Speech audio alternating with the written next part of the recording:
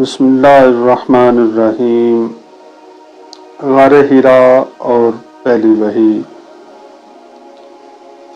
رات گہری ہو چکی تھی، مکہ کی گلیاں خاموش تھیں، آسمان پر ستارے ٹمٹما رہے تھے اور شہر سے کچھ فاصلے پر ایک پہاڑ کی بلندی پر ایک غار کی تنہائی میں بس ایک ہستی اپنے رب کی تلاش میں مصروف تھی۔ وہ ہستی تھی محمد مصطفیٰ صلی اللہ علیہ وآلہ وسلم۔ آپ صلی اللہ علیہ وآلہ وسلم اکثر اس غار میں آتے، دنیا کے شور سے دور، بت پرستی، ظلم اور ناانصافی سے بیزار۔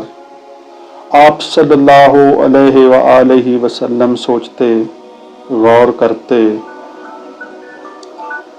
کہ اس کائنات کا خالق کون ہے۔ پھر وہ رات آئی جو تاریخ بدلنے والی تھی، جو قیامت تک آنے والی انسانیت کی تقدیر بدلنے والی تھی۔ اچانک غار کی خاموشی ٹوٹی، ایک نورانی وجود ظاہر ہوا۔ وہ تھے جبرائیل علیہ السلام۔ انہوں نے قریب آ کر فرمایا، اقرا۔ آپ صلی اللہ علیہ وآلہ وسلم گھبرا گئے، دل تیزی سے دھڑکنے لگا۔ آپ صلی اللہ علیہ وآلہ وسلم نے فرمایا، میں پڑھ نہیں سکتا۔ فرشتہ نے دوبارہ زور سے تھاما اور پھر فرمایا، اقرا۔ تیسری بار کے بعد الفاظ نازل ہوئے، اقرا باسم ربک الذی خلق، خلق الانسان من علق، اقرا وربکم الاکرم۔ یہ قرآن کی پہلی آیات تھی۔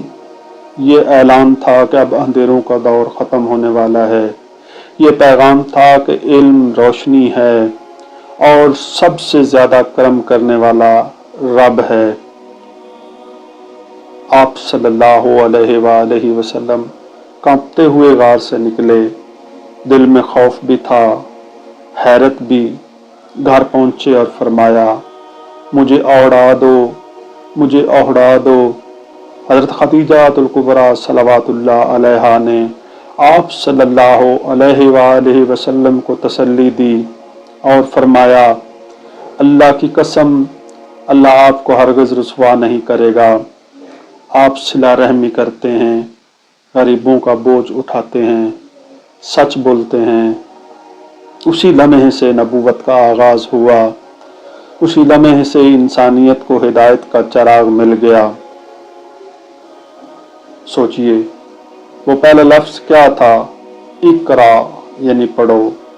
اسلام کی ابتدا ہی علم سے ہوئی، تلوار سے نہیں، نفرت سے نہیں، بلکہ علم اور ہدایت سے۔ اگر ہم واقعی امتی ہیں تو ہمیں بھی علم حاصل کرنا ہوگا، قرآن کو سمجھنا ہوگا، اپنی زندگی کو روشنی میں بدلنا ہوگا۔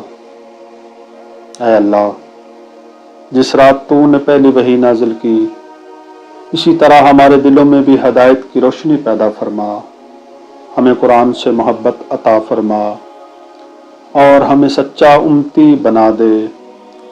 آمین ثم آمین۔ وآخر دعوانا ان الحمدللہ رب العالمین۔ انشاءاللہ کل رمضان کہانی کی سیریز کی دوسری کہانی کے ساتھ آپ کی خدمت میں حاضر ہوں گے۔ تب تک اجازت۔ السلام علیکم ورحمۃ اللہ وبرکاتہ۔